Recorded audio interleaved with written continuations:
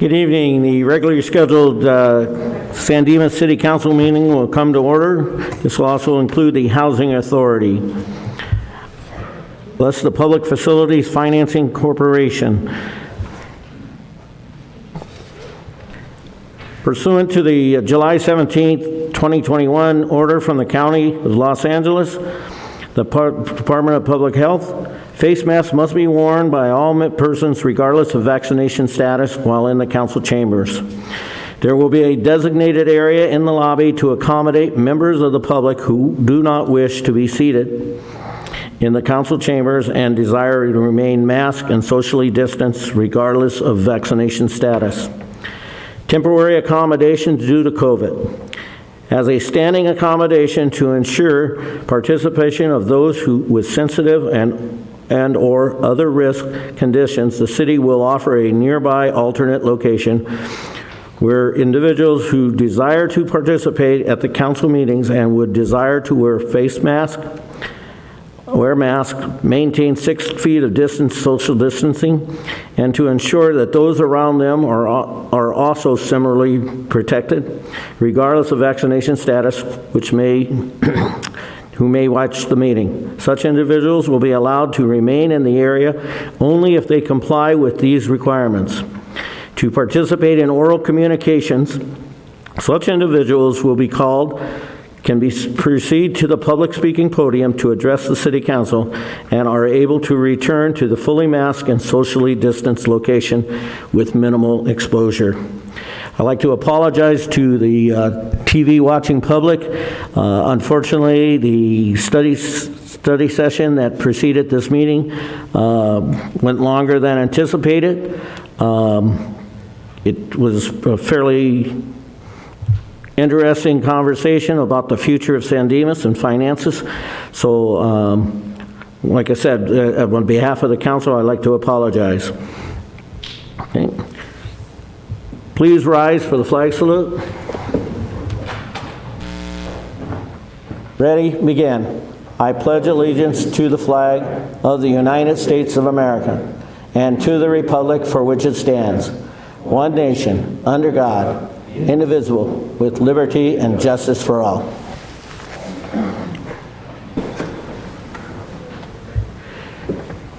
I'd like to call Jay Jones to make a special presentation.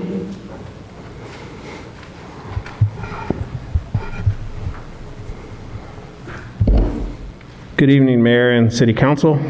On behalf of the Parks and Recreation Department, we would like to present 2 awards to 2 of our presenting sponsors for the Holiday Extravaganza event that occurred on December 4th. Golden State Water was the presenting sponsor for the Let It Snow Parade, and Majestic Realty was the presenting sponsor for the main stage.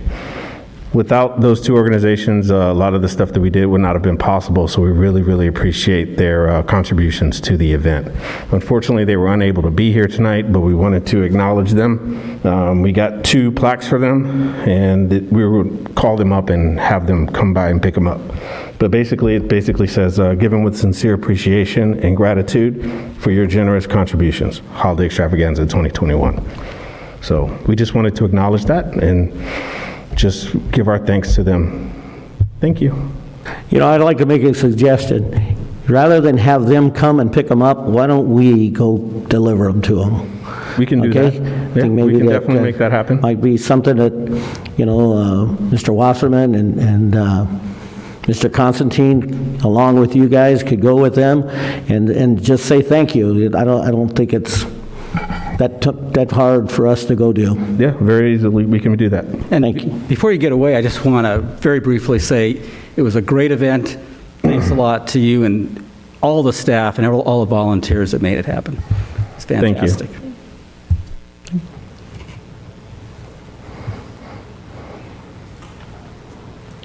Oral communications. Members of the audience are invited to address the City Council on any item on this or not on this agenda. Public comment will not be taken during each individual agenda item, except for public hearings.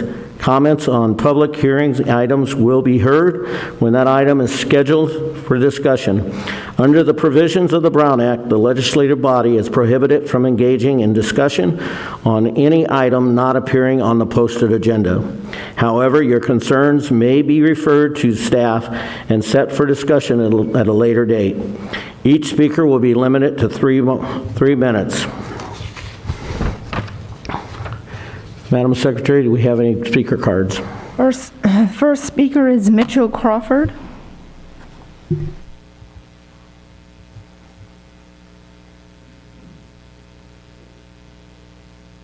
Good evening, city staff, city council, Mr. Mayor. I'm here to talk about, pardon me, the holiday extravaganza. I'm starting off with an apology to Councilman Ryan. Somehow I missed announcing him in the parade. Now, I don't know how you can miss seeing a city councilman wearing a cowboy hat on a horse. But ladies and gentlemen, I did that. I apologize to you for that. I also want to apologize to your parents. I heard on the San Dimas Citrus Telegraph that they were concerned about that, so I apologize to your parents. This Thursday, the extravaganza committee will meet. They're already planning next year's extravaganza, and we'll be making some suggestions on how we can improve it and how the announcers will not miss a cowboy on a horse next year. If you can bring up my first slide, please, or my next slide.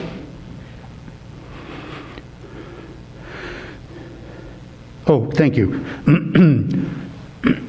Pardon me.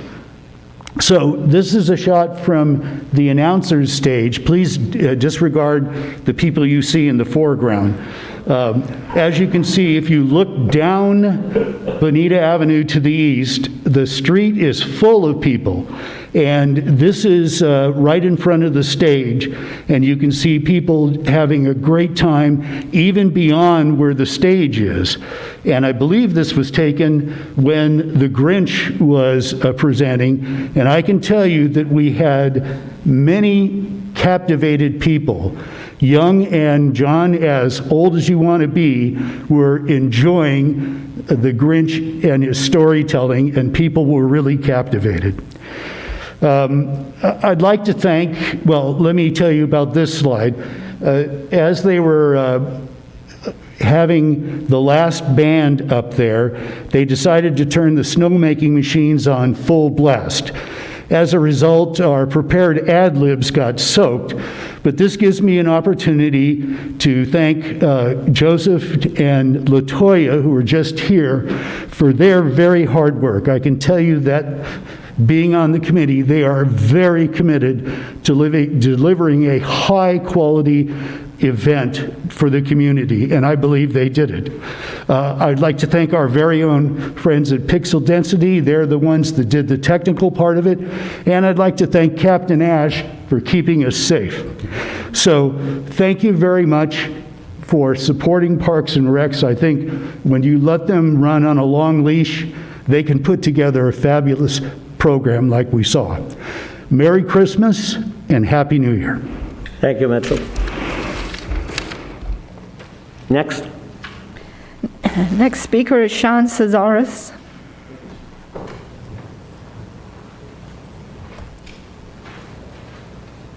Good evening, City Council and members of the audience. I speak tonight to stand by the City Council in endorsing our Neighborhood Voices initiative. It has been a long time coming, and I'm happy to see the coalition that was built of many different organizations and many different walks of life come together to fight against the state's encroachment of our local zoning laws. When I started this endeavor, it felt like all was for naught. During the State of the City address in 2019, the former mayor talked doom and gloom about SB 50, that there was no stopping what was coming. And indeed, eventually, the state legislature passed what it had intended, and the governor signed SB 9 and 10 into law. However, I wasn't the only one concerned and undeterred. You had many local electeds, social justice organizations, taxpayers associations, with the sentiment that this was wrong and we are not going to stand idly by.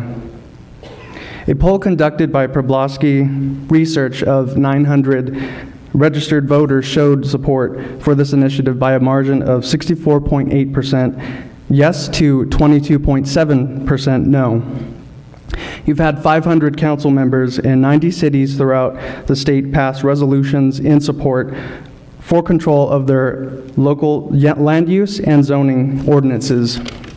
Councilmen from the city of Los Angeles, legislative analysts, and attorneys have stated bills like SB 9 all lack affordable, mandated housing provisions. There's no CEQA, no mandated infrastructure upgrades from developers, and punish cities for not complying, all the while touting these bills as addressing the affordable housing and homelessness crisis. No, they're not concerned with addressing this issue. This is a blank check to big developers who fund people like Scott Wiener. When I speak of big developer, I'm primarily speaking about Blackstone, who has been buying up property left and right, up and down the state, throughout the nation and throughout the world, buying off and kicking people off their properties and building market rate housing instead of affordable housing. Now it's time to act and support this initiative that is nonpartisan and supported by the people. I am the East San Gabriel Valley and City Captain for San Dimas. I want everyone on the dais, in the chambers, watching from home to join our Neighborhood Voices campaign and take back the power the state is trying to take from us. Thank you. Thank you, Mr. Cazares. Mayor, those are all the speaker cards that have been turned in. Thank you. Are there any other people in the persons inside the chambers that would like to speak to the council at this time? Seeing none, we'll move to the consent calendar. All items in the consent calendar are considered to be routine and will be enacted by one motion unless a member of the City Council requests a separate discussion. Councilman Ebner has asked to at least have item 12 explained, and I'll turn that to John. Oh, just a couple comments. This is actually relates to what Sean Cazares was talking about, the Our Neighborhood Voices initiative. It's got a longer name, but it's basically an initiative that's in response to the legislature passing and the governor signing SB 9, SB 10, and some other bills that continue on that path of taking local control, taking away local control of zoning matters, especially regarding housing. And I'm just going to read a couple things from just an excerpt from our resolution. We are supporting this is in the consent calendar because the initiative ensures that zoning, or wants to ensure that zoning and land use authority rests with the local government entities that represent the communities in which the residents reside. And then from the first part of the initiative itself that you can sign if you want to get it on the ballot, it says, the purpose of this measure is to ensure that all decisions regarding local land use controls, including zoning law and resolutions and regulations, are made by the affected communities in accordance with applicable law. And when there are many things that it doesn't do, and it does not affect regulations that are there for CEQA, the California Fair Employment and Housing Act, certain prohibitions against discrimination.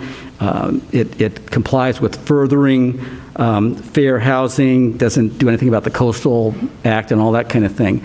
But in general, for a city like San Dimas, the initiative would ensure that we retain local control of some of these things that the state is trying to do without any regard to what we're saying. So I just want to kind of summarize it that way, and that's consent on the consent calendar. I'd like to pull number 8, item number 8 off. Okay, pulling off item number 8. We'll come back to that. Mayor, there on the November 15th draft action summary minutes, there is a typo in the substitute motion, and that will be corrected to read that elections were to be districts 2 and 4 in 2022, and the change or the correction will be for the next sentence, general elections for districts 1 and 3 will be in 2024. So the change will be from 2 and 3 to 1 and 3 in 2024. Thank you. Any problems with that, her making the correction? Thank you, Deborah. All right, I'll entertain a motion, and then we'll pull item 8. Number 8, Okay? I'll move that we approve the consent calendar except for item number 8. Second. All in favor? Aye. Opposed? Hearing none, we'll bring back up item number 8. Councilwoman Bertone. You're, Mr. City Manager, closing on Monday, Tuesday, and Wednesday, which is the 27th, 28th, and 29th. Friday is an automatic holiday for the employees because it's the New Year's Eve. What about Thursday? That's not listed here. So the closures for the intervening period, so City Hall closes from Thursday, the 23rd of December, and doesn't reopen until January the 3rd. And so all those intervening days, Thursday, that's not New Year's Eve. It's set policy. it's in the code, so when holidays fall on a Saturday or Sunday, they rotate to either the day before or the day after the weekend. And so that the holiday does occur no matter where it falls in the year. That's why you'll see the days, certain days that are not the actual day of the holiday be a holiday for city employees, because the code specifies that when it hits Sunday, it falls to Monday. When it hits Saturday, it falls earlier. I will vote for this, but I don't think it's wise to close the City Hall for a complete week. I think that's too long of a time, and you're closing it you're closing it on Christmas Eve, and the day before Christmas Eve, I'm assuming, and then all the week. I think that's just too long of a period, but I won't be a Grinch and vote against it. I move approval. Second. All right. All in favor? Aye. Opposed? None? We'll move forward with the with other business discussion and direction of formal ceremonial recognition policy. Deborah?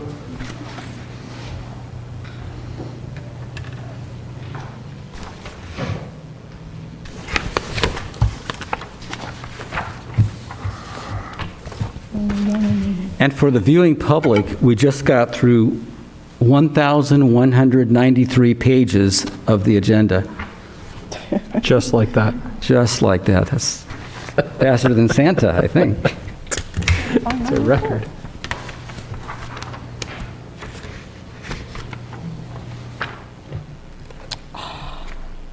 I'm so sorry. Page 1194. 11, oh.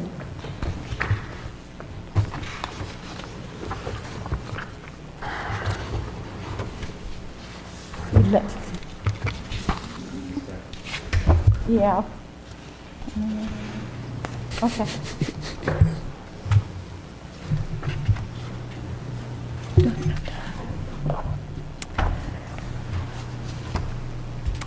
City ceremonial recognition policy. The city acknowledges various groups, organizations, and businesses in a variety of formats. Currently, there is no formalized policy that provides direction in administrating the request for recognitions. Staff is requesting that the City Council provide direction and direct staff to prepare a formal ceremonial recognition policy. The fiscal impact would include staff time, a cost of approximately $5 for one paper recognition, and would be budgeted from the general supplies account. Additionally, City Council requested staff budget $2,000 annually for special recognitions such as flowers for the Heroes Veterans Day recognition and the Louis Pompey Annual Memorial. The city receives requests from other agencies, groups, individuals, and businesses to recognize, celebrate, or honor their members, employees, or organization. Some of these requests are made annually in the form of regular mail, email, or in some cases verbally.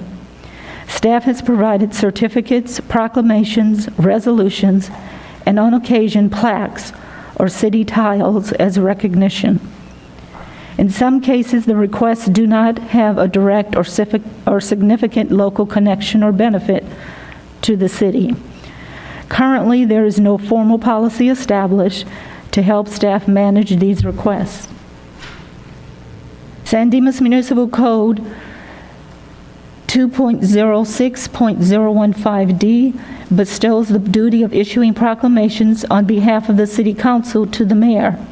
This does not provide a mechanism for others to suggest or request that a recognition be given or considered. Under our current policy, any two council members can request that an item be agendized for discussion at a future council meeting. This format could present a challenge if a request isn't made in a timely manner. Generally, staff has provided recognitions for most requests. Some requests ask for a presentation at a council meeting, and others just request that the document be mailed to them directly.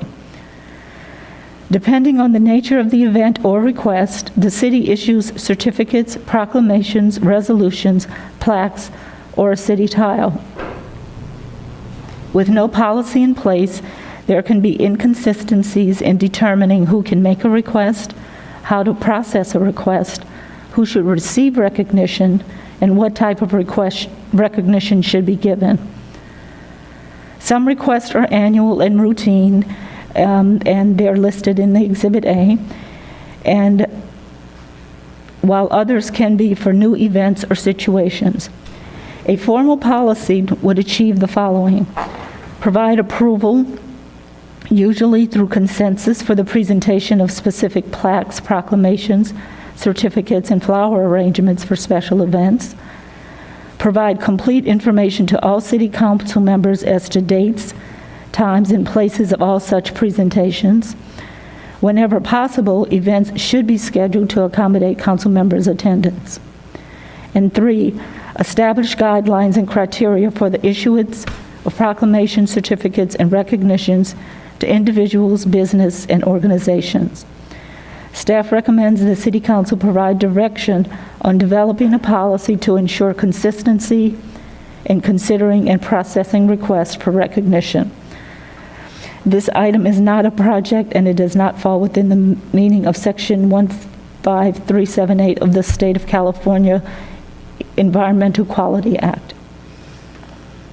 And that completes my report. Deborah, would this policy affect things like the chamber's ribbon cutting or grand openings? Because they request that could be included in the policy, those requests from the chamber. We would include it as part of how to process them, but certainly not in any way to eliminate those requests. Just to make it more formal, that could be included in the policy. Okay. Chris? I think the issue with this is the level of formality, that we understand what the criteria is, what we expect. So when somebody is requesting a recognition, a proclamation from the council, we need it a certain time in advance, because there's been times when things have come in literally as the agenda is already prepared and ready to go out the door, and we're adding that as a proclamation if we want to have it at council meetings. There also is the potential for the council may want to recognize, and it doesn't necessarily have to come to council. I think you don't want to establish a policy that that restricts your ability to go to a ribbon cutting with the chamber, for example. I think we just need to spell out the expectations of the council, and then staff can then implement those expectations with an established policy. Because right now there's no policy. We just kind of do what we do. A request comes in, there's been times it's missed an agenda, and so we're doing a proclamation for an event that happens 2 weeks prior because it wasn't established, wasn't on a calendar, wasn't something that came in the channels the way that we would expect it to come in. And so I think the request is, do you want to make a policy that defines how this happens, Or do you just want to leave it the way it is and we just kind of figured it out from there? I would move that we refer this item to a study session as, in the near future. I think there's substantial discussion to be had among council regarding this, because I think there's a lot of different factors to this, the chamber being one of them, that probably would require or could probably achieve consensus among council on how to handle a chamber request for something routine. But I think there's other opportunities, such as mentioned in here, flowers requests, dedications, even some of the things that are outlined in here for Arbor Day and what have you. Some of those I think could probably lend itself to regular type of processing, but I think there's other unique situations that arise throughout the year that we probably should come up with a way for council members to suggest them and what that process is and how that's done. And some things we may decide don't necessarily need to come to council to vote on. We could agree on a policy for that. So that would be my thought. You're suggesting a study session? Yes, sir. Yeah, I would also suggest that staff come back to the council with specific requests and specific instances where we might improve this, so we could either vote it up or vote it down or discuss it. Yeah, we do have lots of different requests from, local community members and organizations come to, one that comes to mind is the Masonic Lodge just passed, or the Rotary just passed 60 years, and so they requested a resolution commending them for 60 years. And naturally we all know that we don't have that policy in place. So no, I agree that we should sit down and have a study session where we all have a chance to voice not our concerns, just our suggestions on how to make it an easier process to flow, because I know that, having talked to Deborah myself many times about somebody's called me up and asked me, or I've had to call Chris and talk to him, because it seems like people like that piece of paper. They really, truly enjoy that piece of paper, recognizing them from the city. And as we know, sitting in our audience is the one woman that has had many opportunities to take lots of photos and help us with these plaques, and they're all suitable for framing.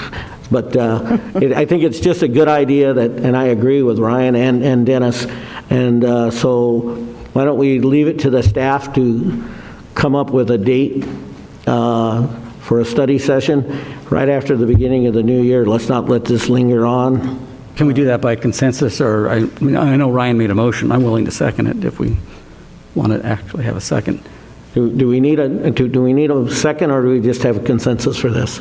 It sounds like we have 3 council members who want to do that, so we can take it from there. Can I make a comment, though, because I think what part of this was staff was looking for some direction on what to include in the policy, or at least to consider, whether it's actually in the policy or just whether we talk about it. So it's probably a good idea for us to give those ideas, and it doesn't hurt to give them now on the agenda. A couple things I would say is that some points, if we're going to have it, first of all, I don't think there's been a problem in the past. I'm trying to think of any recognitions that were given out that should not have been given out. There's no big problem or issue, and no, there's been no recognitions that we've ever turned down. And I think that's because staff has a pretty level head about this, and council members aren't just willy-nilly saying, let's recognize, I don't know what, something that's wouldn't work. But what I would say, if we do a policy, I agree that the person, group, day, whatever it is, should have some kind of San Dimas connection. Another maybe exception or another category would be the national this or that kind of a day, whether it's Arbor Day or whatever kind of all those proclamations we'll have. I would also want to have the discussion during the study session is, do we want to allow proclamations and recognitions for commercial advertising purposes? So somebody comes to us and, I won't name any businesses, but they just say, can you just recognize us for being in San Dimas for 10 years or 100 years or whatever it is? And, maybe if it's just advertising, maybe we shouldn't. We should definitely add the chamber request that we have a proclamation for a ribbon cutting or some other reason. I think that's good. So those are a couple points that I think are good to include in the discussion. And I don't know if any other council members had any other thoughts. I don't know, would you consider civic organizations, their tenure? What? Civic. What about them? Like, are you considering those like businesses? No, We talked about the chamber, we talked about the Rotary, we have 12, 15 nonprofits in the city. How would we? No, if I said civic, I meant commercial. Mr. Mayor? Those are not commercial. Yeah. Wouldn't this be appropriate discussion, Mr. Viana suggested a study session? This is what we'd be discussing, I believe. I agree, but I understand what John was trying to say is give them Staff some is asking direction for the for staff. some Come ideas. back. I understand that portion of it. I think if we're going to broach that conversation, I think it gets a lot more granular because it's not as simple as just agreeing on, I hear what John's saying, but I also think there is a discussion about whether or not civic organizations should be allowed to, the nonprofits. The chamber is one, but there are many others. And what is that process and how do they bring it forward? Or if there's a new idea and someone wants to propose it to a council member, what is that process? So I think that's the discussion we need to get into. And then we can formalize, the staff can hear where we're thinking, whatever that is from everyone respectively, and then we can bring back a policy. I think this is probably, it's a 3 or 4 meeting type of thing. I mean, just understanding where everybody's involved in different organizations, and we have a very active community, to be honest. So we have a lot of different groups. Right? I think we have a consensus that I don't think we'll take a vote. And if I may clarify, you're not asking us to come with the draft policy because I think you want to have the conversation. Right. We're just asking, Correct. do you want to have the conversation? Do you want us to draft a policy? But I'm hearing you want the conversation. I think Councilmember Bertone did ask that there be some samples or examples be brought forward, and I do have those prepared. I believe what Councilmember Bertone, correct me if I'm wrong, you're asking, you would like staff input on improving this process. Well, I'd like suggestions from staff how to improve the process. That's what I'm asking for. Correct. You're not asking us to do research on the policy. So I just want to make clear, we're going to agendize it for a special session and we'll start having the conversation that take direction from there. All right. We can't have a research on a policy that we don't have. But to John's point, though, I think it's important that he's very valid that there may have been requests over time that have been facilitated or accommodated that maybe never came up through any which way. They just were done because it's never really been an issue. So I think those are examples where, to Dennis's point, we should know what those are so that we can set a policy or at least give some direction on how to handle this in the future. Yeah, I agree. I do know that Deborah has often received letters in the mail requesting somebody's recognition for Boy Scouts or something. So I agree. We need a conversation. Okay? We'll move on then.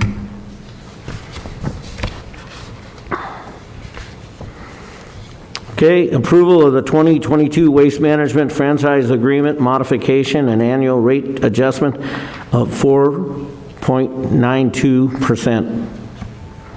Staff? Good evening, Mayor and members of the City Council. My name is Lauren Marshall. You've seen me a couple of times the last few months regarding your proposed waste management rates for the calendar year 2022. So we'll jump right in. The residential and commercial bin services adjustment is based on 1, a ratio of the Consumer Price Index, or CPI, and 2, the disposal component based on landfill and disposal costs. The CPI information was obtained from the United States Department of Labor, Bureau of Labor Statistics. The disposal component is based upon the actual increase in disposal costs for each of the disposal or transfer facilities used and weighted based upon the percentage of waste disposed at each landfill facility monthly. The requested rate increase for the residential and commercial bin services is 4.92%, which is shown in this table. The proposed rate increase for a standard residential curbside collection, we get, like as an example, we'll use the 64-gallon container. We'll go up about $1.54 for the calendar year 2022. So we're looking at going from $31.25 to $32.79. I also included the table for the council's information on our senior discount rates. They're going up, depending on the size of can that everyone has, approximately anywhere from 92 cents to $1.23. And I would like to use this point in the presentation to give a plug. If anyone knows anybody that lives in San Dimas, 65 or older, that is not taking advantage of this discount, to contact Waste Management so they can do that. Okay. So the 4.92% increase that we're proposing from Waste Management tonight does not include every aspect of SB 1383. There are components that we are still working out the costs for. The food recovery program establishment, procurement of recycled and recovered organics products, ensuring access to recycling and edible food recovery capacity, and probably the most extensive compliance monitoring and enforcement, and extensive reporting and outreach efforts. While Waste Management can help with some of these components, a lot of this is going to be done internally per the legislative guidelines that take effect January 1st, 2022. It's because it's a mandatory program and it hasn't started yet and we're all in the same boat. I think we're going to be evaluating things as they come and trying to figure out basically for budgeting purposes where we're going to be going from here. So with that in mind, I wanted to recommend that the City Council approve the 4.92% increase in residential and commercial collection rates beginning January 1st, 2022, which is also in line with the mandatory implementation of SB 1383. This concludes my presentation, and I'd be happy to answer any questions. And Waste Management's San Dimas representative, Terry Muse, is also available to answer any questions. Thank you. Questions? Really, this increase is written into our agreement, right? How it's calculated? Yes. So really, we don't have much of a choice. Actually, this is preordained. We have a choice, but I think there's a chance that we could be found in breach of contract if we decided not to follow through with it. Okay. Any additional questions, John? No, thank you. It's good report. Kurt? Thank you. I move Kurt's not approval. here. Ryan? Explained it all. Honored. You listen for... That's the mark of a good report when there aren't any questions. I'm stunned. Mr. Mayor, there was a motion by Councilmember Bertone, but I didn't hear a second. I'll second. All in favor? Aye. Opposed? Hearing none. Passes, motion carries 5-0. I just wanted to say one thing about Waste Management. Just in case you have a neighbor, an elderly neighbor, who happens to be ill or unable to get their trash out, if you call Waste Management and get a hold of Terry Muse, she will make sure that that person's trash gets taken out to the curb, and they'll get it picked up. And if the trash truck driver will make sure that that person has their trash either taken out, put behind the gate, back, they handle any part of it. So it's just a service that they provide for our seniors, and as well as somebody that's physically unable. So this might be something that somebody has a neighbor. I know that I had a neighbor a while back who experienced some difficulty getting her trash out. And up until she passed, they took care of it for quite a while. So just something you might remember. Mayor, can I comment on this as well? For anyone that's curious, because I know in the days leading up to this meeting, people were concerned regarding cities like Glendora that they perceived were not doing much to comply with SB 1383. I communicated with Glendora, who has Athens as their waste management service, and Glendora at their next upcoming meeting, which was my last conversation about this was last week, was going to be seeking what they need to do to be able to comply with SB 1383. So they're a little bit behind, at least as it relates to sorting, and still are picking up mixed loads of waste. But in that way, San Dimas with Waste Management has been ahead of the game and has been sorting for some time. So nobody likes increases, and I get that, but do understand for those that are not happy about what we just did, that it is what we needed to do contractually, and not just contractually. It's also the mandate that ultimately cities are going to have to comply with, or, and Chris, correct me if I'm wrong, but doesn't the city face significant fines if we're out of compliance? And what are those fines? We do. Lauren, is it the $10,000 a day one, or is it the? Yes, $10,000 per incident per day. Correct. Right, so to that end, as we've talked about as it relates to SB 1383, I think we talked about waivers for some places that may have difficulty complying, and the city at a past meeting has expressed that they are looking at that and where that would be appropriate. So anyone that's in a multi-use family development or a commercial area that needs that type of support should contact who at the city? Contact Lauren. Lauren Marshall, do you want to provide your phone number, Lauren? What's the last four? 394-6242. So that's 909-394-6242. Lauren Marshall. Perfect.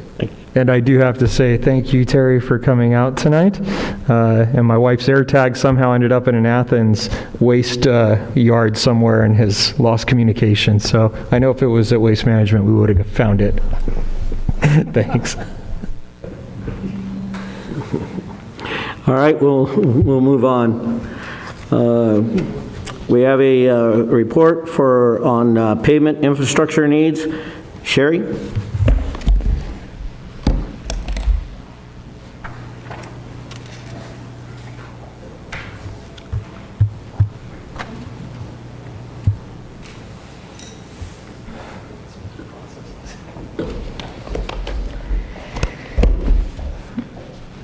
Good evening, Mr. Mayor and members of the City Council.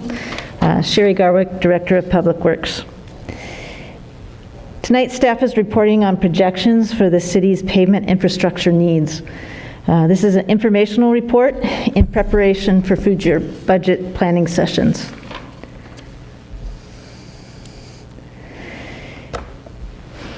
The city's pavement infrastructure is the single largest infrastructure asset with the city, with a replacement value of over $1.22 million. We have 22.3 million square feet of pavement, which translates to 268 lane miles. For context, if you were to pave a lane mile 12 foot wide by 268 miles long, you'd be 40 minutes outside of Phoenix. Or if you went the other way, you'd be north of Las Vegas. So, the condition of the city's pavement has a significant impact on the quality of life of each resident, as local streets are the first and last miles to safely get our residents to and from their destinations. The city's arterial streets see as many as 33,000 vehicles per day. We have some local streets that see only a few hundred. Single-family households average 10 trips a day, whether traveling to work, school, shopping, or recreation. These trips begin and end on city streets. The city expends a significant amount of money and staff time to maintain these streets in a safe condition, and we work to extend the pavement life.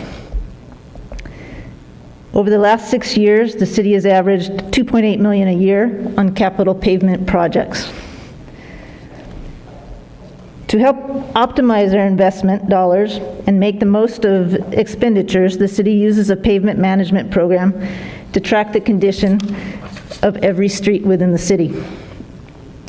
The program also models the performance of pavement over time.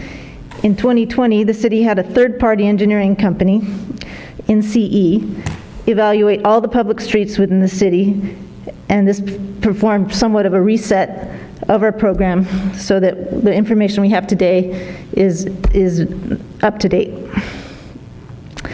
On the screen is one of the reports that program generates. It shows the overall condition of the city's street network on a rating from 0 to 100, with 100 being a new street and 0 a failed street. This rating is called a Pavement Condition Index, or PCI. You're going to hear me say PCI a lot tonight, and I apologize for that overuse of the acronym. But looking at the screen, you can see the pavement condition of 100 up here, 0 down here. We fall in about 56, which is, we're below average, I guess, of the rest of the cities in the state. Over here is another indication of the PCI value, 56. What this is this is the remaining service life of our streets. Generally, when you design your street, you design for a 20 to 40-year service life. We're down to about 13.1. So that means that our pavement is, on average, is getting older. Most of our streets are more than 40 years old. And you can tell the developments in subdivisions and Via Verde occurred in the 70s and 80s. So that's, believe it or not, 40 years ago. So, and over here you can see on this, most of our streets are made of asphalt concrete pavement. We also have our streets broken down, not just as an overall value, but we break them down by arterial, collectors, and residential or locals. Those come into play on the cost of repair, a big factor in the cost of repair. Arterials receive a lot more traffic and are much more expensive to repair. Our breakdown for our city is about 60% residential, 10% collector, and about 30% arterial. Sherry, before you go to the next slide, on the top left where you have the historical trend, I don't know if the viewing public can see, in 2016, what is that number, the PCI number? 62. 62, and now it's 2021, and it's 56 now? Yes. Do you have any idea what it was 20 years ago, in the early 2000s, say? I would say around 70. Okay, yeah, I thought it was something a little higher. When we first started, yes. So we're gradually deteriorating. Okay, thank you. Yes. So the program gives us a lot of different tools, and this is as I mentioned that before, that all the streets in the city are rated. This is a GIS map of all the streets in the city showing what the PCI for each of those streets. This is a very good planning tool for us because to maximize dollars, we can collect the streets or get an area of streets that need repair and program them all together. So, and then again here, green is actually in a good green and blue are a good condition, and then the orange and red are poor and very poor conditions. You'll note this street right here is actually Covina Boulevard, and that is actually in the process of being paved right now.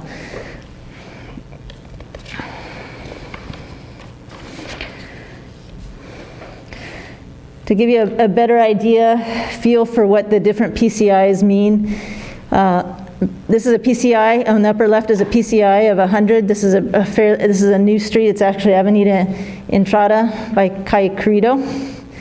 This was done year 4 last, actually. San Dimas Avenue, north of 3rd Street, and So you can still see that this is relatively good pavement condition, you just maybe an occasional crack, and then a little bit of weathering on the surface. As you move down the PCI, you'll see the pavement becomes less attractive, and you'll see more cracks. Here at a PCI of 60, you can see the large cracks in the pavement, although there's no, displacement of pavement. And here is a picture of Covina Boulevard before we started the pavement process. You can see that there's a lot of alligatoring, we call them cracks, so they're just small, it's made small chunks of pavement. Some of them have popped out and have had to have pothole repairs. So the pothole, one of the costs that the program does not handle is actually predict is actually the stopgap or temporary repair measures. So when we give you a cost of estimate for repair, that does not include going out and making temporary pothole repairs for streets that have failed. Okay, so again, we talked about our PCI, and the average PCI, San Dimas sits at about 56. The PCI is actually done by many of the municipalities in the state of California. The state average of reporting cities is 65. We're at 56. Laverne stands at 73, and Pomona at 64. So we're a little bit below average from our area. Sherry, how did we get this way? How did we get this upside down? You've heard for at least my entire time here in San Dimas about how our infrastructure was above reproach. And now we're saying we're this far down. And I mean, I've met with some people that are concerned about the fact that we just did some covering, repaving, and within a year or so they have, these alligator cracks that you are mentioning and things like that. Is there any warranty on any of these things that the pavement company is responsible for and can come in and repair? Because I think that's a dramatic, change in what I believed were supposedly pretty good streets. But, I go out and I look at them when people are telling me, and I'm saying, wow, I scratch my head and say, this can't be, because I hear that we're above reproach on this kind of stuff. How do we get there? So how we got here is our streets are aging. We're over 40 years old, most of our streets. So you can recycle streets and you can renew them and refresh them, but at some point you do need to do more in-depth repairs.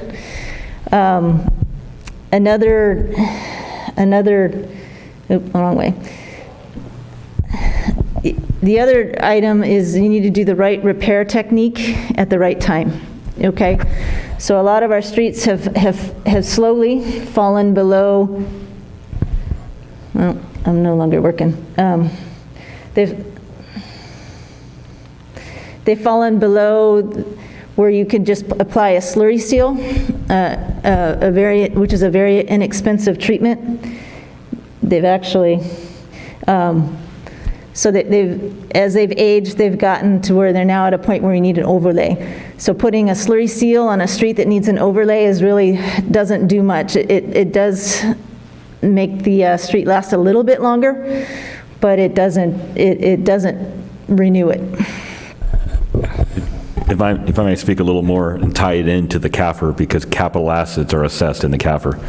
We're required under government standards to depreciate assets like streets. So when you do a brand new street, it has a certain value. You have to put that on the financial statements as a value. And on page 117 of the agenda, you can see the page I'm referring to. The total infrastructure value that we have is $134 million. So when we put in a street today and it's $1 million, it goes on the books as $1 million in the year that it was put in. So $133.6 million. We depreciate it every year for a certain period of time, 25 years in this case. The depreciation is intended to demonstrate lost value in the street. And it's a pseudo value you can look at to say how old are our streets or how bad it is. We've depreciated almost $111 million worth. So when Sherry says, we have a lot of very old streets, when we try to do patchwork, when we try to do this other stuff to extend the life, we've depreciated 82% of the initial installation value of our streets, which demonstrates our streets, whatever value we put into it, way more has come out. And what reflects on the curve you're seeing today, because we defer and delay, it doesn't mean that we're not going to be doing that segment of a street. We're going to be doing it at some point in time, but every year that goes by that we wait to do a street from its normal cycle increases the cost, which means we then have to do lesser streets. And as you do that over time, you get caught in this ever-increasing negative, and continued growth and end up with massive investments that you have to take into your streets, which is why when you see the $5 million number that we talked about in the last meeting, it boggles the mind as to why are we going to get there, because with a street, it may look to the untrained eye like this is a decent street, and you may look at it, if you said, what do you rate it on a scale of 100, you may think this is an 80, but the engineers who do the assessment and look at that can go, actually this is a 45 street. Mm-hmm. And as soon as you start seeing popped potholes, staff fill those potholes, and in the streets that Public Works has astutely decided to do complete reconstructions on, we're spending tens of thousands of dollars every year just to patch potholes that are a temporary fix, that at some point in time, it's just, you can't continue to fix potholes your whole life. And so when we talk about looking long-term, part of the goal is, if I catch a street earlier on, it costs a fraction of the cost as it does now. Covina is a cost of about 3.5 million, Sherry? About 2, yes. Two, what's the total length segment of that? About 4,000 linear feet. 4,000 linear feet at $2 million because the street's in reconstruction. And if we were on the replacement cycle on that, would it have been less than $1 million? Right. So actually, what you're talking about is right here. So here's there it is. Here's an example of Arrow Highway. So if we catch the street before it gets where it only needs a relatively minor treatment of a minor thin overlay, it's $1.62 million. That's about a PCI of 60. If we can't get to it at this point, we don't have the money to do it, and we have to push it off, then it comes down to the PCI of 40. We're now spending $2.67 million for that same street. And as in the case of Covina Boulevard, we pushed that off till it failed. You're now talking, that's $70 a square yard, $7, almost $8 a square foot, as opposed to $1.50. So here's the cost of deferring maintenance on streets right here, is the longer you wait, the more expensive that they're going to get. And what's counterintuitive when you really talk about when we're limited in resources and what we can do, if you can go back to the cost curve, if you said, Chris, if you wanted to be efficient in the use of your resources, we wouldn't have done Covina, and we wouldn't do any street that's in reconstruction. Because the difference between, in this case, Arrow Highway at 8.1 million and waiting 2 more years is a little of operating cost to fill potholes. The cost of reconstructing the roadway will only go up by the CPI index of construction. You don't have this exponential growth. So in some cities, the philosophy is, if you can do a street, you try to catch a street that's pre-reconstruction, so it's in better condition than Covina. You do that one first before Covina, because Covina, you've already lost the battle of cost. You don't want to lose now the battle on the next street.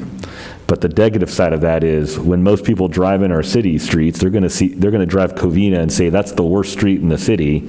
That's the street you guys need to go take care of. And that's the street we are, because that's what we've been hearing. But we have to understand, we've now allowed another street to fall into reconstruction at a way higher cost so that we could address what's perceived to be the most challenging street. And so in the end, over the next month or so, we're going to be talking about how do we grapple with the capital, because we can't continue this curve. I mean, we're literally spending money where we could have saved it at some point if we had the resources. So this is a pavement curve. So you'll see a brand-new street up here, and over the time, life of a street, it declines, it deteriorates. So here's a cost of repair at a PCI of 70 to 100. It's essentially a slurry is what you can do it, and it can renew the surface. Although at some point, you start moving down the point of the curve, and it becomes a little bit more expensive to do the repairs. So ideally, we'll catch if we had all the money that we needed, we could catch everything in this level here before they get down to the poor and very poor conditions. However, to do that would be, you'd have an unconstrained budget. If we had an unconstrained budget and to get everything up into the higher PCIs, the program estimates that we need about a total of 85 million in the unconstrained budget, with an initial first-year expenditure of about 49 million. So that's really, no city can do that. So what we have to do is we have to pick and choose our streets. We choose a street to repair at the higher part of the curve and defer some of the other streets to the ensuing years. So here's a chart. One of the benefits of a pavement management program is it allows you to model what different investments scenarios or funding allocations will allow you to, and what the PCI would look like afterwards. So over here is the different expenditure limits, and these are the PCIs over the next 10 years. In order to maintain our PCI, we need to spend about 3.75 million a year. We've averaged about 2.8. So we've had that slow decline over the years because we haven't been putting in the $3.5 million that we need to.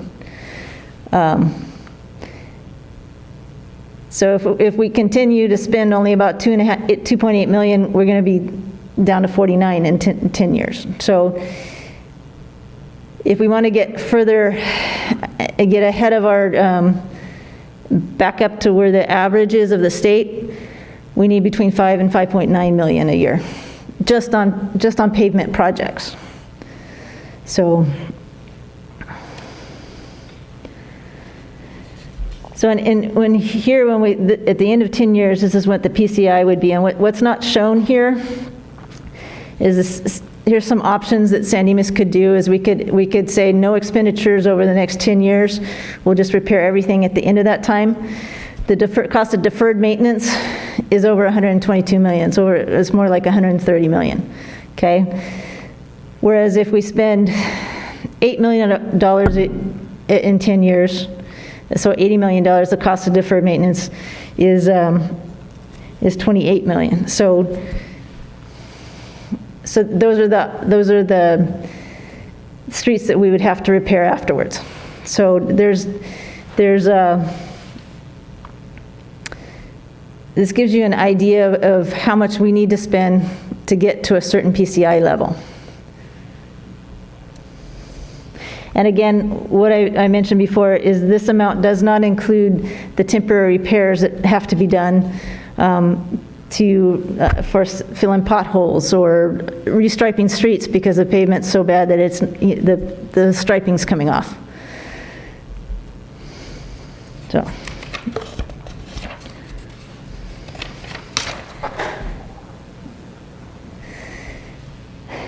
So we talked about we need about 3.75 million to maintain our streets, their current PCI, a little over 5 million if we want to improve it.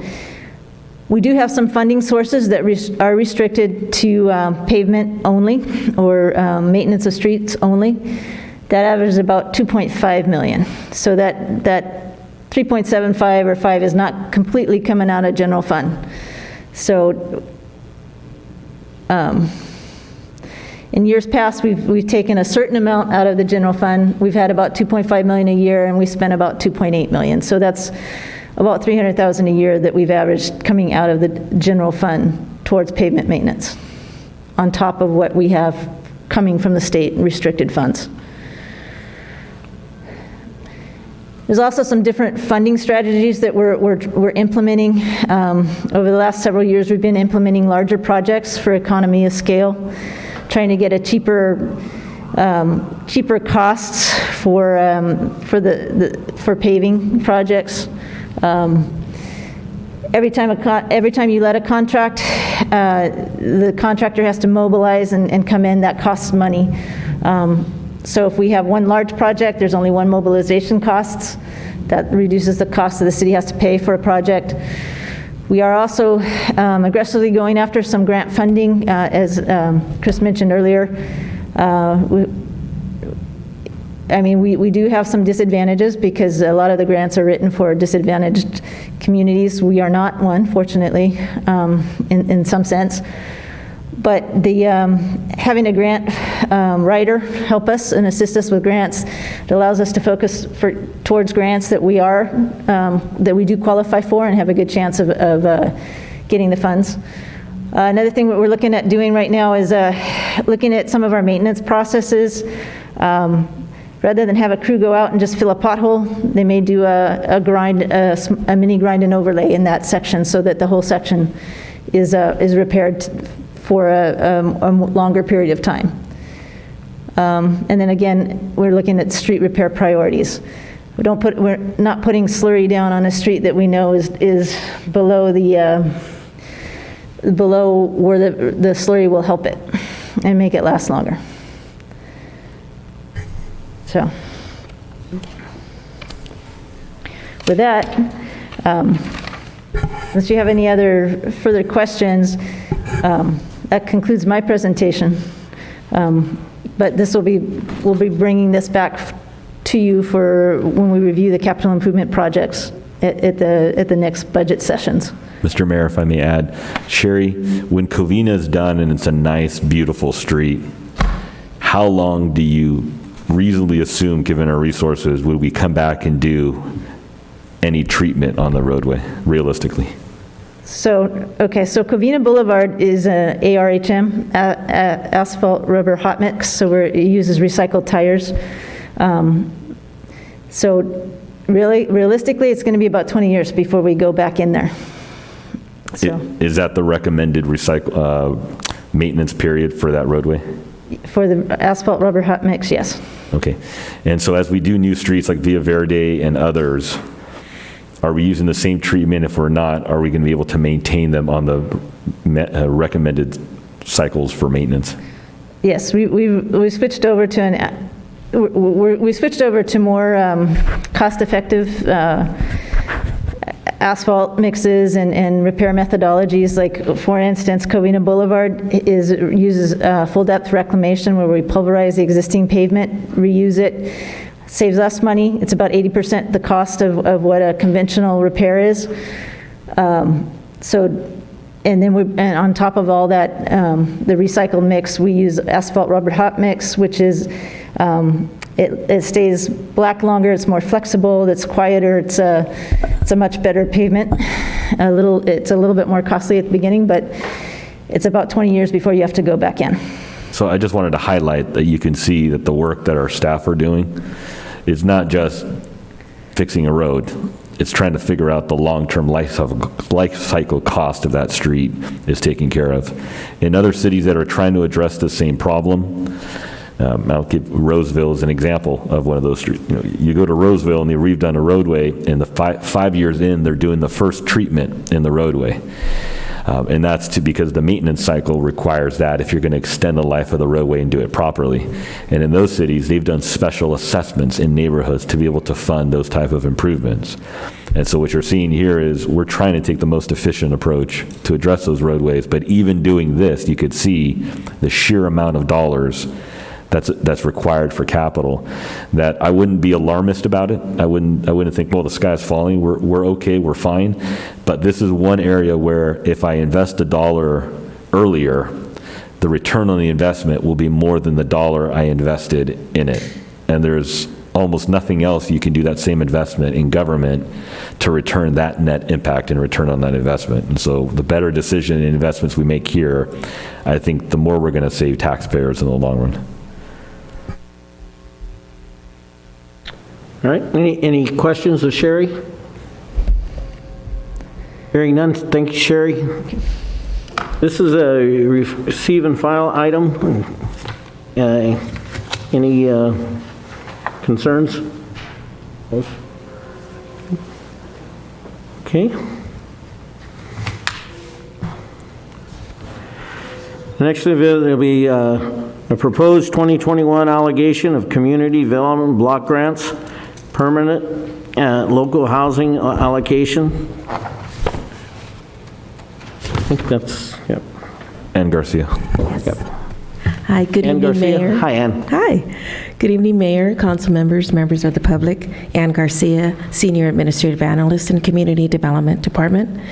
Tonight, we have for you a request for authorization to move forward on 4 projects to be funded through our allocation under the Permanent Local Housing Allocation Fund. To give some background on the funding, in September 2017, SB 2, known as the Building Homes and Jobs Act, established a $75 recording fee on real estate documents to increase the supply of affordable housing.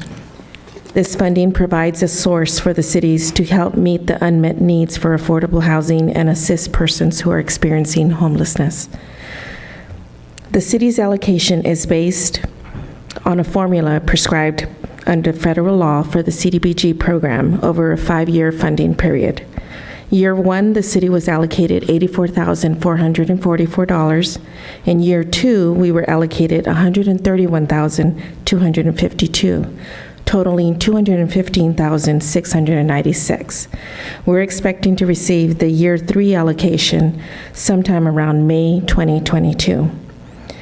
After the discussion that took place at our Quality of Life Committee meeting, there were 4 projects that we felt made a significant impact in our community, especially for those that are challenged with homelessness or are at risk for homelessness.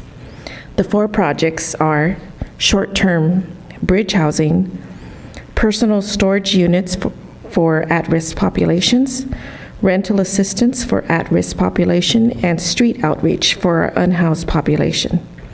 The short-term bridge housing is envisioned to be a temporary program limited during the cold winter months by providing temporary housing, hotel housing for our homeless. While housed in the hotel, we'll partner with homeless service providers to provide the necessary social services needed in addition to case management. The personal storage units for at-risk population program would be designed with set hours for access to the personal storage units that would contain their personal possessions. For many, it becomes a significant challenge for them to carry all their personal belongings, and having a safe, secure place to store them would be a better option instead of storing them on the public right-of-way or in shopping carts. The third program is the rental assistance for at-risk populations. We feel this is important to address. The number of households impacted by COVID has increased significantly to the point of making them at risk for homelessness. Unemployment due to loss of jobs has contributed to the number of people that find it difficult to afford their housing. Many impacted have been seniors and low-income individuals that could not continue their part-time jobs or full-time jobs due to the pandemic. Providing a rental assistance program will assist these at-risk populations to stay in their current housing units. The 4th project is the street outreach program. This program is key in keeping the communication open and continue to build that trust that is needed when reaching out to the unhoused population. The city is looking at partnering with other non-profit organizations to provide services and resources, in addition to continuing a partnership with a service provider such as Union Station Homeless Services to provide that case management that is a critical part in addressing homelessness. The street outreach is also a resource to the San Dimas Sheriff deputies who engage with our unhoused population daily. Staff is requesting approval on these 4 programs to be funded utilizing PLHA funds, adopt the resolution, and authorize the city manager to execute all necessary documents to further these programs. This concludes my presentation. I'm happy to answer any questions. Thank you. Questions? And I have one question about the short-term bridge housing. And in your report, you mentioned that there are organizations that might be interested in partnering with us or forming some kind of consortium or something. So who will be in charge of that, and who will be doing the intake and identifying like qualified individuals or families? And then how will the services that, because they're all unique, or they could be all different among different people, how are those being managed and provided so that we get the outcome we're looking for? Chris, do you want to grab that? So we have a number of programs that we administer, and there's obviously eligibility requirements, and in most cases, they're applying to us for that program. In this case, we're still the holder of the funding and the authorization, and so if we were going to engage with, let's say, a nonprofit provider, the Suit C, for example, as possibly a provider, we would have to establish that process that ensures that the funds go to San Dimas-based individuals, but establish it in a fashion that the services could quickly be provided, because in many cases, it's the CAT team from the sheriff's office that's engaging with his population and or with Union Station. And so if there's a need to do something that could take somebody from a certain condition to a higher condition, get the case management around them, potentially take them up and out from off the streets, we want to get them in that pipeline. We haven't worked out exactly how we would accomplish it, because every nonprofit provider has their own service and methodology, but we want to do it in a way that, how do I say this honestly, we don't have bureaucratic red tape on our part that it's going to take 2 weeks to get a signature, sign off, get a check cut, and then you can provide a service, because what we're trying to, we have to be quickly responsive on the street, which isn't typical in how we do our operations as a government. In doing so, we have a lot of process that we have here. We're going to have to figure out a way to do that in a way that's effective. Now, so far we have, as you mentioned, 215,000 plus, and we're going to get some more money in May from the program. Are there administrative costs that are coming out of that go to our staff for just administering the program? In other words, that you got that money, is it all going to provide the housing and the services, or are there, how much does the administration of the program cost? So this is an interesting and larger question that we probably should talk about when we talk about when we continue the budget discussions at the next meeting.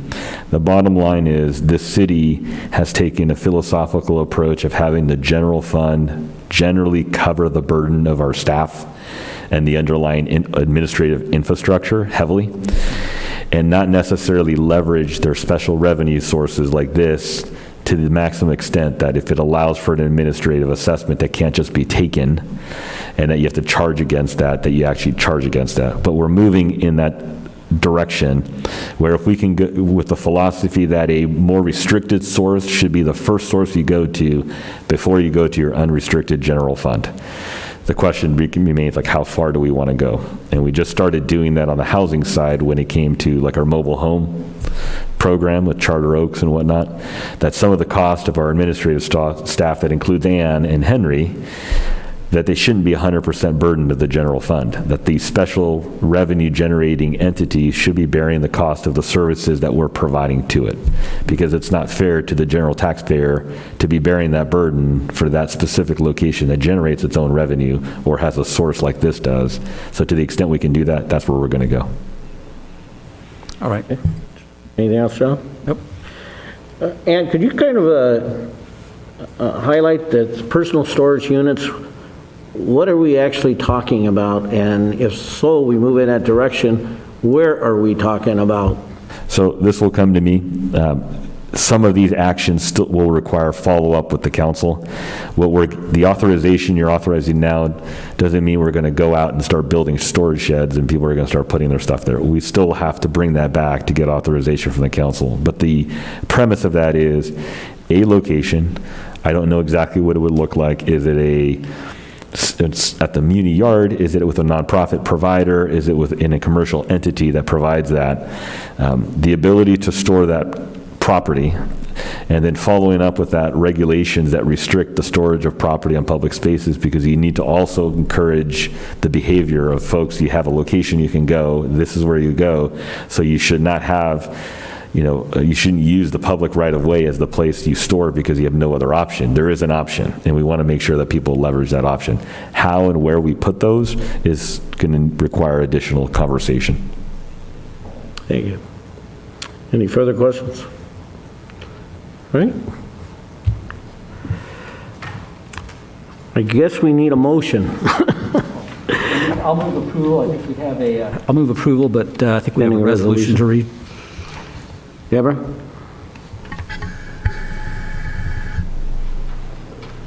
There was a motion by Councilmember Ebner. I didn't hear a second. I'll second that. Thank you.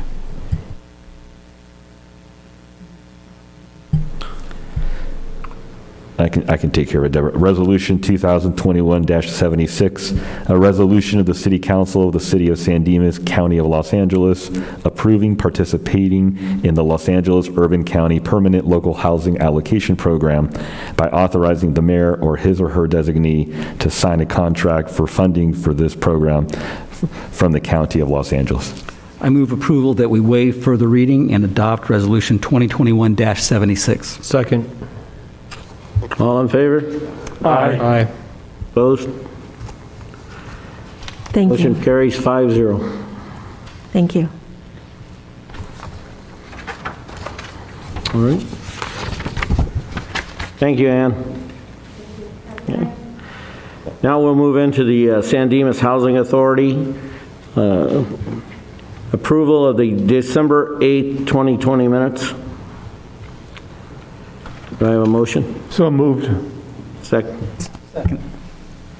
All in favor? Aye. Aye. Opposed?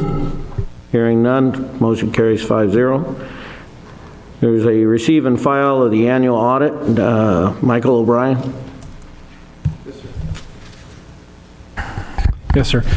As part of California Health and Safety Code Section 34176.1F, the city or the housing successor is required to produce an annual audit report and compliance audit for submittal each year.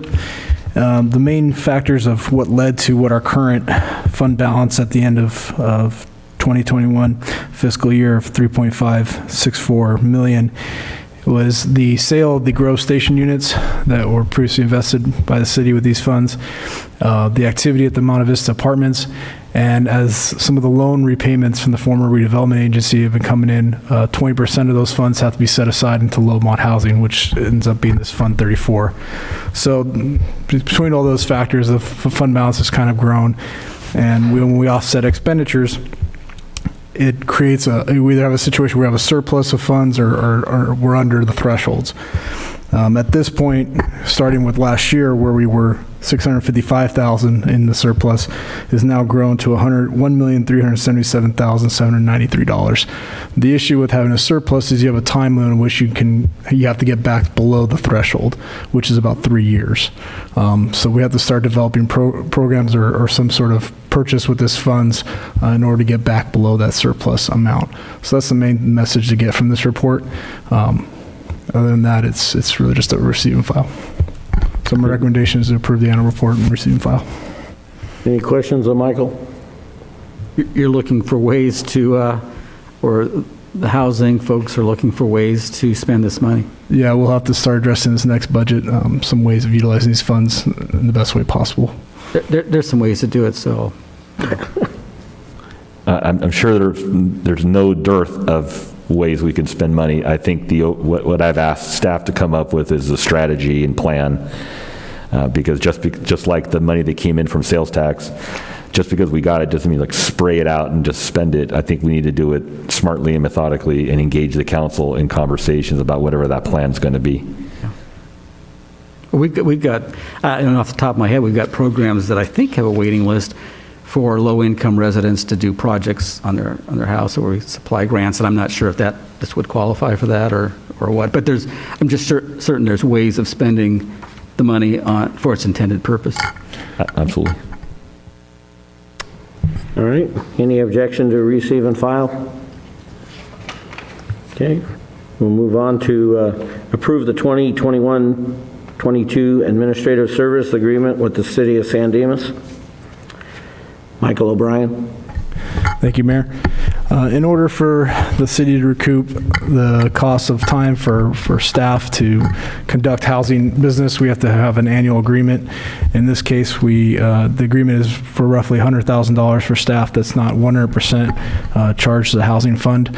This can be all administrative staff, such as the city manager, community development director, administrative services staff, facilities workers that conduct work at the Walker House or Monta Vista Apartments, other work that's done at those facilities. So this establishes an agreement that allows us to collect payments for those activities. With that, I recommend approval of the administrative services agreement. Any questions of Michael? Move approval. Any further questions? All in favor? Aye. Opposed? Hearing none, motion carries 5-0. Appointments of members of the authority. Chris? I believe the mayor is the chair, correct? Correct. So I move that Mayor Bader be the appointed chair. And the executive director, would that be you? Correct. I would assume you'd want to keep it the same as last year. And that the city manager be voted in as the executive director. Second. All in favor? Aye. Aye. Opposed? Hearing none. Executive director is Chris. I'd be happy to relinquish it to any of the council members that would love to take the role. Got a point that I think you're going to be stuck. Okay, San Dimas Public Facilities Financing Corporation, approve of the December 8th, 2020 minutes. So moved. Second. Any opposed? Motion carries 5-0. Appointment of members of the corporation, president, secretary, treasurer. I believe the mayor is the president, and Michael, correct me, is it the city manager that's the treasurer, or do we give that to ASD? So It's the move. city manager. It's the same as the last entity. Have a motion? Second. All in favor? Aye. Motion carries 5-0. Oral communications. Member of the audience, speakers are limited to 3 minutes or as may be determined by the chair. Do we have any one who would like to speak to the council? Seeing no one, we'll move on to city manager's report. Thank you, Mr. Mayor. I think Mr. Crawford stole my thunder with the holiday extravaganza. I wanted to I think all of you can see in the testament of what an amazing event that was. The attendance was amongst the highest ever. But you can't put on the event without obviously the private and nonprofit providers, but more importantly, our staff. Jay Jones and LaToya Ward, the entire Department of Parks and Recreation and Public Works staff. And as you could tell with all the folks that were lined up in the parade, which was way larger than I expected with far more attendees, that you had staff from all other departments that were involved in what turned out to be an incredibly remarkable event. And I couldn't be prouder of our folks and what we accomplished in the city with that. And so I wanted to definitely put that on the public record that this was just amazing, and hope to see that and more next year. I recently met with Bonita Unified School District, the superintendent, and one of their board members, and the mayor. And we've had an ad hoc committee with Bonita Unified where 2 members of the school board, 2 members of the council, and the executives from each of the entities got together periodically and formally to talk about mutual issues. And from that, if anything needed to eventually come back to our respective boards, those individuals can bring it back collectively to the board. And so I'd like to ask, I believe we can make ad hoc appointments without agendizing ad hoc appointments, to have 2 council members that are willing to serve on that ad hoc committee with the city manager. And the school district has already appointed 2 members. They haven't let me know who those are yet. But they're very excited to get this going again and to ensure that we have a very positive relationship where we're exchanging information and making sure that if anything comes up, we can address it really quickly. Okay. Unless there are 2 other individuals, I'd like to serve on that ad hoc committee. And I've served on it in the past. I would like to continue serving, but if somebody wants to serve, I would defer. I'm interested in it, but I'm okay with deferring to John. I just think that I think it's important that council members rotate through those positions because I think there's issues, especially coming up here, that need to be hashed out. So I look forward to the ad hoc committee bringing those issues back and then communicating those concerns deliberately back to the school board. Well, I will not select between council members. I ask if you guys can't figure out who wants to be on it. I know the mayor, the mayor would be an obvious choice for it, but If no one else wants the position, I would be happy to serve. Well, that means there's 3 of you, three, Dennis, Ryan, and John. Well, I like rotating through it maybe Well, then I will a year at a time. Or let Ryan and John serve on it. I'm okay with Emmett and John, but I do think that I think there's a lot of issues that need to be hashed out, and so I hope those issues are represented. We can't really get into those unless we agendize it and have that discussion here, and perhaps we need to have that discussion, or it can be done with the ad hoc committee. But I just think there's a lot of issues, and our budget definitely reflects those issues, and I think there needs to be candid discussions with the school board regarding that and how that impacts this community. So that's all I'm going to say about it. So what I'm hearing is Councilmember Ebner and the mayor will be the 2 ad hoc members? yeah, That's fine with me. we haven't had a meeting for quite a while due to COVID, I guess, but I would say that a year term would be a good idea, and then rotate. So this time next year, somebody else take over. I think what the plan is, we start off with the 2 members, and then when we do the board and commission handbook, we assure that this is a kind of an ad hoc isn't typically a long-term type of entity. And so we could establish it as a more formal one with the 1-year terms, and we can decide at the June meeting those year rotations like the remaining commissions. But we can figure that out. But that's what I needed, so I'll let the school district know that we have our 2 individuals and schedule the first meeting for January. Okay. Thanks. The last update I have is you've seen San Dimas Avenue, that's been closed by the Gold Line. Sherry worked with the Gold Line, and you should start seeing signage up that helps direct people away from going northbound on San Dimas thinking they can get straight through when they obviously can't, or turning into the local neighborhoods that are seemingly look like through streets, but they're not through streets and end up having a traffic jam behind that.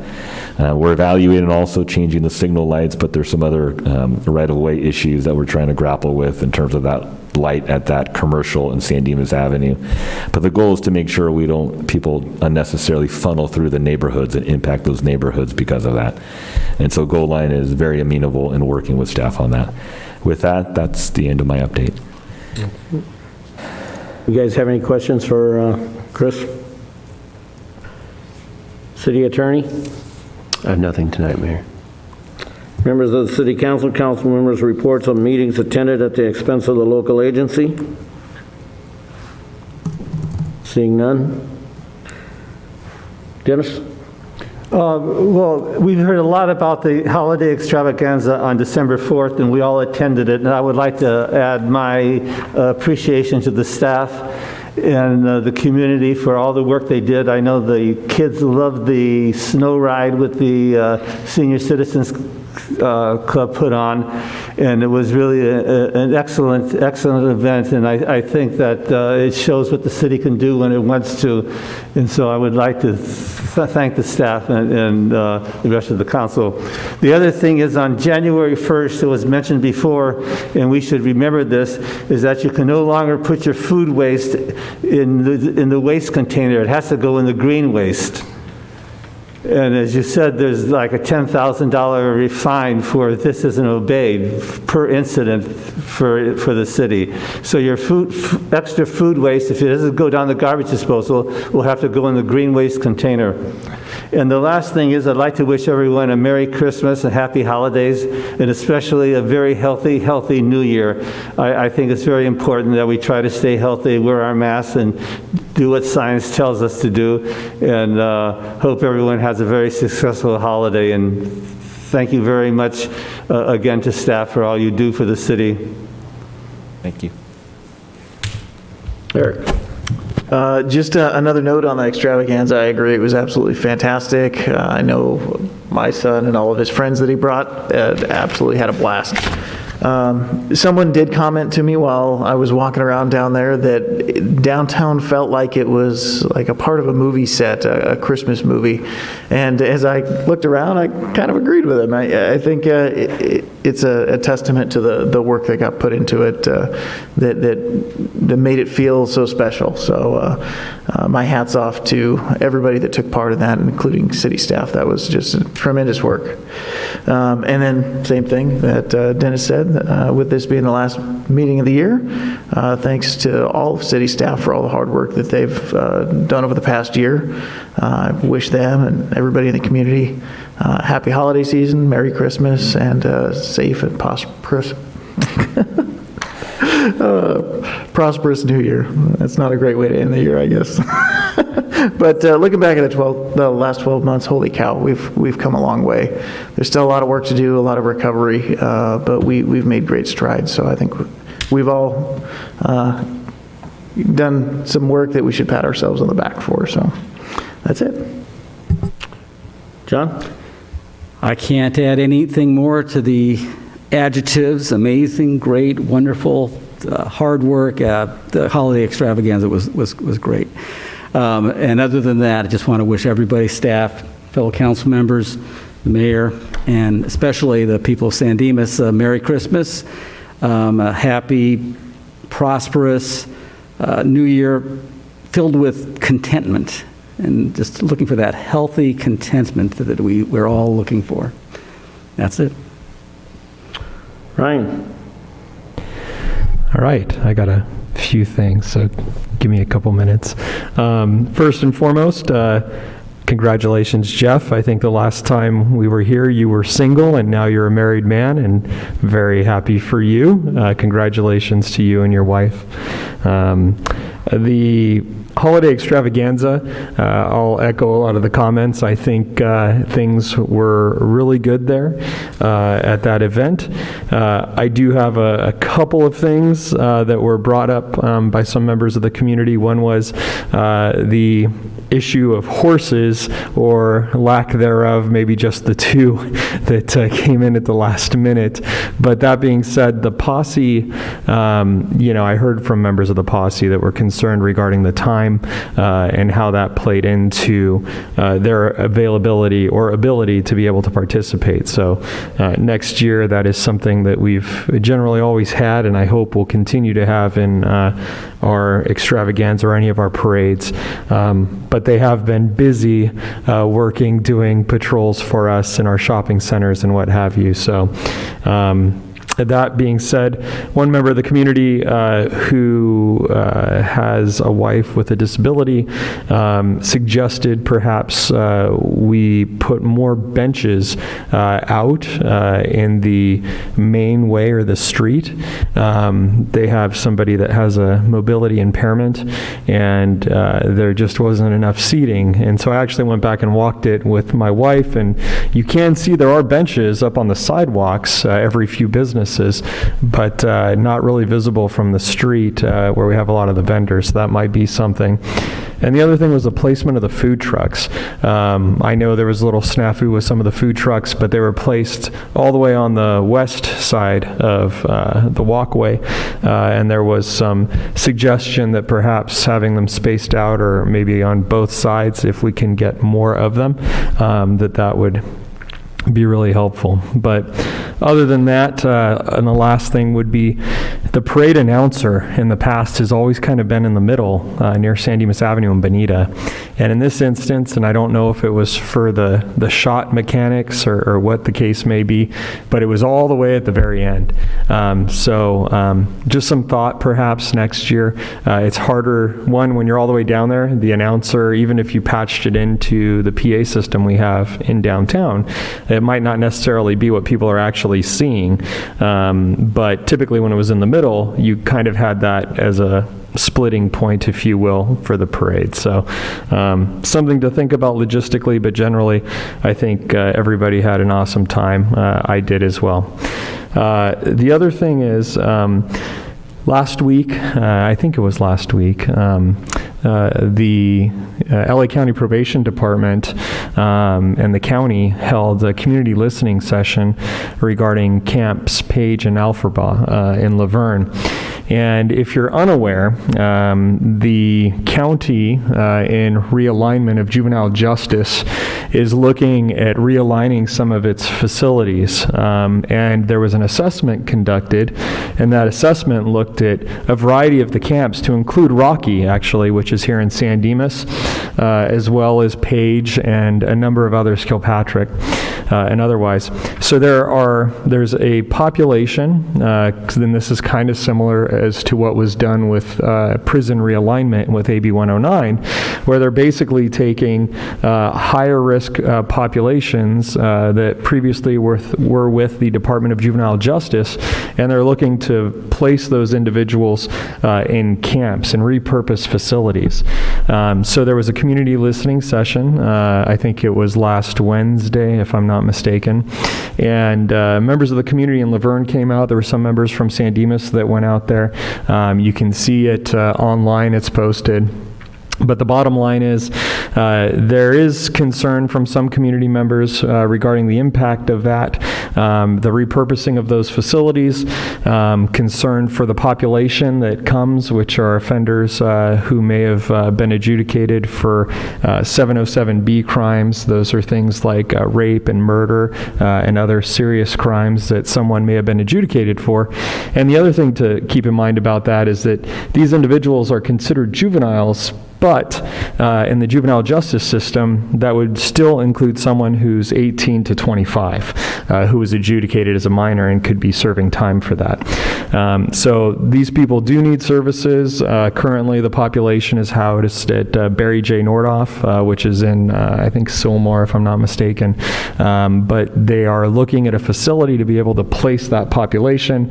And if you read the reports regarding it, there were some suitability studies done, as I previously mentioned. So Camp Rocky would be one of them up here in San Dimas. There is another one, which Page and Alphabet are the two. So I have communicated with Supervisor Barger regarding this matter, at least as it relates to San Dimas, and expressed some concerns that were raised to me by residents. I think staff's actually evaluated this particular issue and prepared a letter to be able to send off to the supervisor for consideration. There is an upcoming meeting on December 21st, so those of you that are concerned, if you visit my Facebook page, you can see the information on where you need to submit your comments to both the committee evaluating this request. You can make public comment, and you can also contact the supervisor's office, and I would say that while you could contact Supervisor Barger here in the 5th District, I would highly encourage you to contact all of the Board of Supervisors, as this is a county-wide consideration, and your comments probably would go further by reaching out to everybody. With that being said, The last two things is, one, I may have a schedule change at work, and so I may not be able to continue as the trustee to the mosquito and vector control district, but I chatted with the mayor, and he's so eager to resume his duties in mosquitoes, and so if I'm unable to do that, I would hope our council would support the mayor resuming his tenure with mosquitoes. And other than that, I guess that's a question. Is anyone opposed to that after the first of the year? Very good idea. Okay. Thank you, Dennis. All right. Thanks. Great. And lastly, I just want to say, reflecting back on the year, it's been an interesting year. From this last meeting of December to where we are today, it's hard to believe how quickly this year passed. But at the end of the day, I think we've done some awesome things as a community, as a city. Even the discussion today and the study session is related to the budget. I think we've really come quite a long ways, and we've really been resilient in this community, both at the city, with the staff, with the members in the community and the businesses. So I'm very proud of the city. I'm proud of the council working together this past year to get things done. And I wish everybody a Merry Christmas and have a Happy New Year. Thank you. Chris, would you like to pick up on the potential letter that you've... I would. I'd like to thank Assistant City Manager Brad McKinney, who wrote an incredible letter that we're going to provide in opposition of the placement of these locations here and in Laverne as not the ideal location. We've experienced impacts with other county locations here and facilities that are serviced with resources of the county that we don't derive resources for. And I don't think that this is in our best interest as a community to have that here. And unless there's opposition from the council, we'll author a letter with the signature of the mayor and the city manager reflecting that, so at least we're on the record to provide that. I guess you can't vote or say that, but that's the intention of what I will proceed with the mayor. I do believe the draft has all 5 council members to sign. Yeah, that's going to need to be on an agenda if the mayor or the council are going to sign the letter. Okay, well, I will provide the letter under my signature on behalf of the city, and I just wanted you to be aware that I will be doing so. I think, and then I will post this letter publicly because I know we've received a lot of input and inquiries about what the city is going to do about this. And since it wasn't initially the facility the coordination of the meeting that involved the facility in Laverne isn't in San Dimas, the location in San Dimas has a nexus to the program, and what happens in Laverne also has a nexus to us in terms of drawing our resources, especially public safety, towards Laverne when they need it. That I think it's in our interest to make sure that this ends up in the best facility, which is on the west side of the county. I guess it should be noted for council that the actual probation report does show Camp Rocky as highly desirable for the project, and it actually identifies it as a potential expansion site in the event that Page and Afriba population grows to exceed it, that Camp Rocky is slated as the place to expand to. Right. And Mr. Mayor, if I may lastly, because I neglected to mention this in the update, that last week was the 80th anniversary, December 7th, 1941, the attack on Pearl Harbor, where 2,400 Americans lost their lives and entered us into World War II with Japan. And so I'd just like to honor that, since we didn't do a proclamation or honor that event and remember that milestone. Okay, any further? There's been a lot of conversation, a lot of accolades for the extravaganza, and I don't want to go too far into it. I think everybody here knows just how good it was, and it really turned out nice. The community knows. I've received many, many calls from the people who said, wow. They thought 2 years ago was wow. They think this was a double wow. They really liked it. The Grinch really did steal Christmas. I think everybody knows that. If you paid any attention to, you were out there, the kids were mesmerized by the Grinch and the storytelling and things like that. We talked about thanking our employees. And you can't thank them enough. You can't thank the sheriff's department. You can't thank the community. Mitch Crawford came here a little earlier. Him and Selena did the announcing, and our thanks very much is to them. But one of the things that I noted, and I think is a testament to us as a city and city staff, is how many city employees that weren't working came. I mean, it was amazing to see just the city staff who showed up to support their fellow partners, and so I think that's something to be commented about. A couple of nights ago, last Friday night, in fact, I attended the One and All Church Christmas event, and they were truly amazed at the amount of people that kept coming and coming and coming. The people that needed some little more help with Christmas. I was shocked to find out that they had received 500 bikes and that they had did a kind of a lottery, and they gave them out, and they had so many toys and things like that, and you could just see the joy on kids' faces.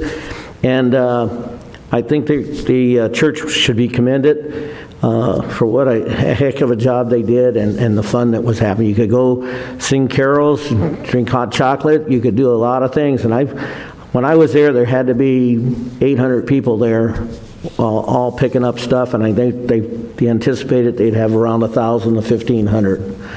So I appreciated that. One of the things that we didn't talk about when I talked about the extravaganza is the Monday night prior to the Christmas extravaganza. Many members of the council met, and they went around from store to store looking at the windows and judging them. They came up with a kind of a scaling type thing. We had to voice their opinions, and I just wanted to say that the location that was deemed as one of the best looking windows in all of Los Angeles was San Dimas Flores. Okay? I just want to thank the council that participated. And John, I'm sorry you had something else going on, but I did it with my own group later on, and it submitted my vote. So Flowers of San Dimas was definitely up there. Yeah, and then just as a closer, last Sunday I attended Citrus College Christmas Is, a program that they've done, I guess, for the last many, many years. They didn't do it last year, but it was, if you haven't gone to it, take the opportunity and go. You get tickets and go to it. But where I was going with this is, sitting next to me was a 90-plus senior citizen. When I say 90-plus, I'm talking about the closer to the 100. But I don't want to say what her age was, because I'm actually going to say her name. Her name was Eleanor. What I found fascinating with Eleanor was that she lives in the city of Glendora. But she said she spent more time in San Dimas than anyone could possibly imagine. She ran her last 5K in San Dimas at 90 years old. She was there, she'd done 13 of them.